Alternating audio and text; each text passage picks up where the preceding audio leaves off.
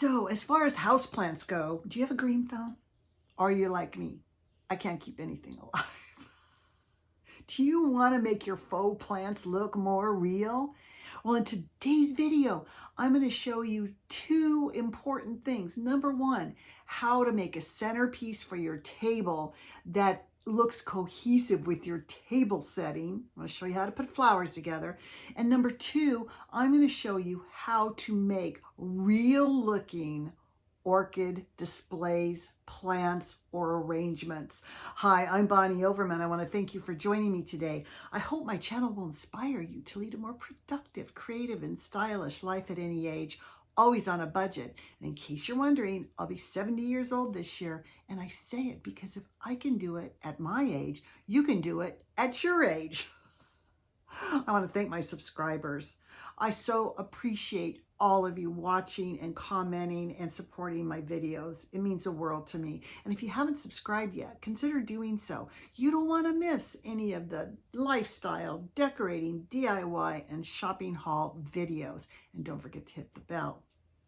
Okay, you guys, in today's video, I'm going to take a dinner plate from a tablescape I've done, and I want to show you how to create a centerpiece out of faux flowers. We're going to talk about what makes good faux flowers also, and in seconds that will just bring your whole tablescape together, number one. Number two, one of my favorite flowers is orchids. I absolutely love them, and I cannot keep them alive for anything. I almost cringe when people give me a live orchid plant. It's like, oh no, it's gonna die. So I want to show you how I take the orchid stems, the orchid base plant, and how I put it all together to make it look like it's an actual real orchid plant. You don't want to miss this, okay? So anyway, without further ado, I'm going to show you all of that. I hope you love it. I hope you get inspired and make one of your plants look more real. And I'll see you in the next video. Bye. Welcome to my flower, I should say, faux flower arranging tutorial. So let me start by saying, first of all, over on my right, I use these pavés of flowers all the time in my arrangements. And I've told you before, it's just a styrofoam ball with a multitude of different shades of pink roses and other flowers probably, just stuck in the ball. Now you can see how elegant this looks on a candlestick. This one I didn't finish, just to show you, it is literally that simple. You cut the flowers short and just stick them into a styrofoam ball. What I wanted to show you is how to do a centerpiece around a particular color of your dishes that's going to be on the table. So I'm going to put one together for you with one hand. So please take note of that. But I want to say, first of all, it's really important to have real looking flowers. Now, when I look at this plate, that's hydrangeas, obviously, and I look and I can see blues and purples. There's pale lavender, lilac. All these colors are actually in here. So these are the flowers I've chosen. Now, these are kind of bluish purple. These have a little bit of both in them from the Dollar Tree. Pale blue. Look and look and look until you can get something that looks so real. This looks like it came off of a hydrangea plant. That looks so real. And it's got light and dark blue. See the touch of lavender in there also? Now, these are some hydrangeas I've had for a while, and I don't remember where I got them, but this has a touch of yellow and blue and purple. And then I'm going to finish off this arrangement with, I don't know what color you call this, lavender, lilac roses from Dollar Tree. I never thought I'd buy a lilac rose from Dollar Tree. And then the next thing, the basis of any good arrangement, I think, is just a good greenery bush. So that could be ivy, it could be ferns, it could be anything you want. I'm just gonna shove that down in there and kind of make it lay over the table. And then here's one that's green. So this is kind of your small ivy green, but it looks very real. You guys get this, you'll use it like forever. Just push it down into your foam and just kind of play with it a little bit. Make sure it drapes over the side. That's what real ivy would do. And just kind of play. So now we have our basis for our centerpiece.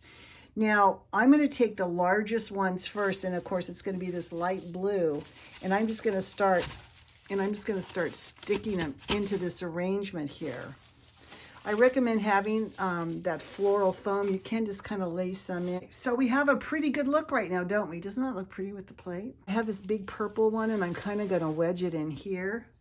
Look how beautiful so far. I mean, of course, I would probably drape ivy down and flowers down a little bit more, but I just want to show you. And then you just maybe want to add maybe one or maybe two of these roses. And you guys, there is your centerpiece. And there's your plate. You can see how beautiful that looks together.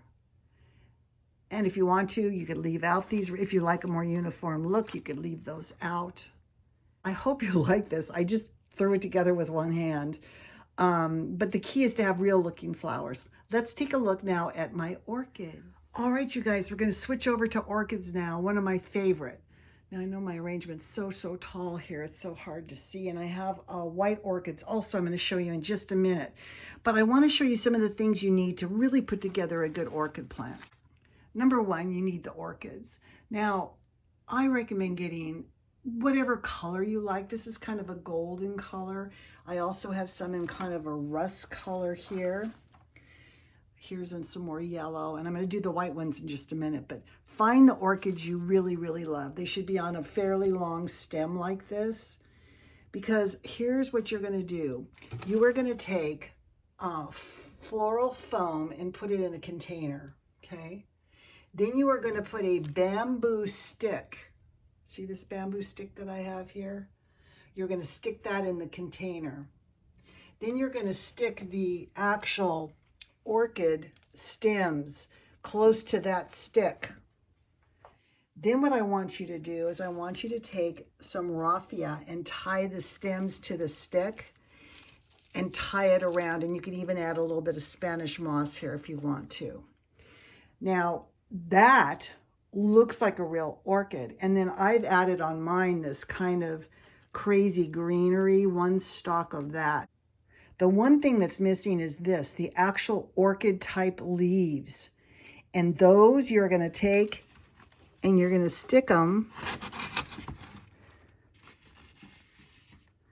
You're going to take and stick them right in front of the plant like that. That is how you do an orchid plant. And you guys, I went to a very expensive nursery to take a look and see how they actually did their plants. And again, they have this green piece here, which is the leaves. I mean, of course, that's a real plant. The leaves come up and they always tie it to a stake, and bamboo looks very organic. Then again, put a little, I don't know if they put the Spanish moss in to get more branches to kind of branch out, or it's just for looks, and then tie the raffia. I love this spiky plant, and I thought it kind of looks like an orchid plant.